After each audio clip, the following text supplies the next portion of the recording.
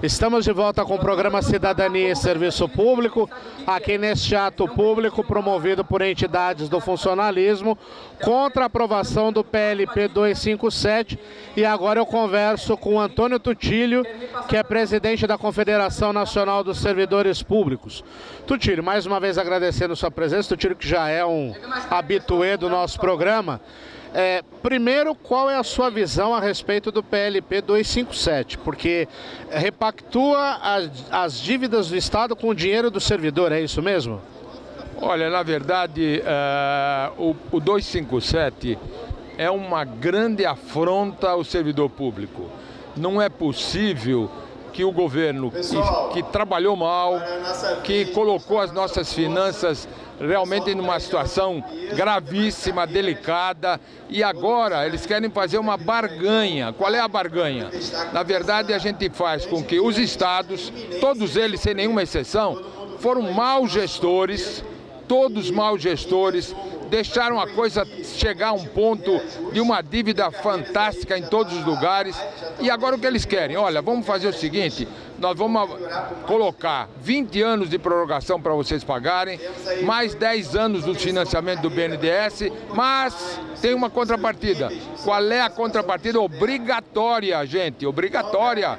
É fazer com que todos os estados soltem uma lei, e nessa lei prejudica de uma forma brutal o servidor público. Prejudica colocando, não pode mais ter aumento de salário por anos, né? Não pode ter vantagem, acaba com licença-prêmio, acaba com bonificações, acaba com reposição. E a população precisa saber que esse é um grande problema para a população também, porque hoje nós vamos verificar, e nós estamos falando para a população em geral, que hoje os serviços de saúde, de educação, de segurança, de tantas outras áreas, é deficiente. E o que acontece hoje? Nós já temos um número pequeno de servidores.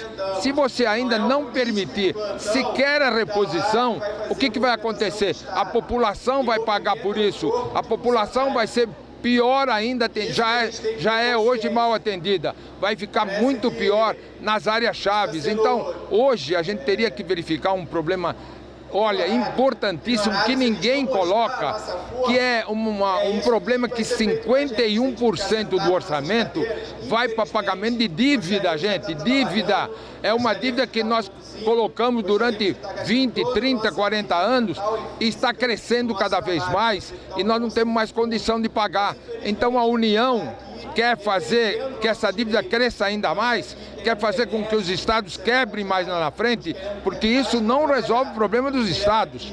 Lá na frente, eles vão verificar que esses 20 anos são insuficientes e os juros compostos vão aumentando de tal forma que ele não vai conseguir pagar também essa dívida. Então, eu acho que eles querem, na verdade, destruir o servidor público. E a gente pergunta, por que não se faz também a corte de gastos, não só no Executivo, mas também no Legislativo? O Legislativo hoje, cada deputado ganha, não o problema do salário em si, mas de todos os penduricalhos que eles têm, eles ganham 2 milhões. 2 milhões por ano, 513 deputados, dá 78 milhões. E se nós formos colocar anualmente, isso significa R$1 bilhão. 1 bilhão, e não corta nada disso. E o judiciário que tem nos juízes, claro que eu não estou falando do povão em geral, porque esse povão também sofre do judiciário, mas dos juízes, os juízes que ganham a verba indenizatória de uma forma incrível e que se paga além do teto e que todo mês acontece isso.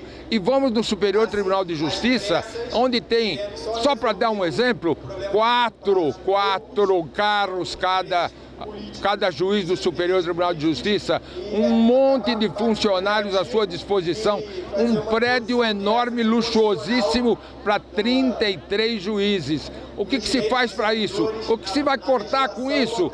Nada. Então, na verdade, a conta fica para nós. A conta fica para o servidor público e isso não pode acontecer. Nós estamos aqui coisas dizendo, olha, nós temos que deixar o fisco trabalhar, tem que deixar, Nós não podemos simplesmente, a sonegação é violenta. Se nós tivéssemos fiscalização, nós teríamos muito mais recursos e, na verdade, é preferível destruir o servidor do que passar a um problema de fiscalização, de controle na execução de um orçamento que precisa ser executado de uma forma transparente, de uma forma justa, de uma forma capaz e não só criticando e fazendo com que o servidor seja apenado. Tutílio, uma pergunta. Do alto da sua experiência no funcionalismo, você acabou de falar que a conta fica com o servidor. Você viveu uma época de ouro do funcionalismo, o respeito do funcionalismo, quando o funcionalismo ele era recebido pelo governo do estado, era recebido pelos ministros para discutir salário, para discutir questões até de cidadania, questões de serviço público. Por que desde o Collor, começou tudo com o Collor, Caçador de Marajá, depois nós tivemos a reforma da Previdência do FHC, a reforma da Previdência do Lula e agora mais isso. Como é que você vê ao longo de todas essas décadas, por que hoje a culpa é do servidor público? Então, você lembrou bem. Eu lembro até antes disso que você colocou, nós pertencemos à Associação de Servidores Públicos de São Paulo. E na época, Ademar de Barros Filho, gente, o presidente Luso Júnior era chamado ao Palácio para debater um problema ligado ao aumento de vencimento, ao problema do servidor público. Com o tempo, o servidor foi sendo desvalorizado gradativamente, não interessava mais para os políticos, era preferível eu ajudar o político, a gente está vendo aí a corrupção invadindo o país inteiro, e não só no federal, no estadual, no municipal, em todas as áreas. E o servidor foi ficando assim, simplesmente desvalorizado. Então não interessava mais ter o diálogo com aquele que representa o servidor. Interessava eu ter o diálogo com a Câmara, com o Senado, com a área política, que até hoje é assim. E hoje não se faz nada, prova é que nós estamos vendo hoje, além de um problema colocado de impeachment, se coloca agora alguém que para poder movimentar tem que aprovar toda uma barganha com cada partido político, um absurdo total que nós temos 34 partidos políticos nesse país, coisa que em nenhum lugar do mundo existe, e é para fazer barganha na hora da eleição, é para ganhar o fundo partidário, e isso não pode continuar. Nós temos que até... O sistema está errado, nós temos que mudar o sistema. Eu concordo e tenho convicção que se nós passássemos por parlamentarismo e se nós tivéssemos um voto distrital, isso aqui começaria a melhorar. Obrigado, Tutílio. Bom dia a todos. Nós daqui a pouco voltamos com mais entrevistas aqui do ato público realizado aqui na região central de São Paulo, aqui na região da Praça da Sé, da Rua do Carmo, onde nós estamos fazendo uma manifestação contra a aprovação do PLP 257. Fiquem com a gente.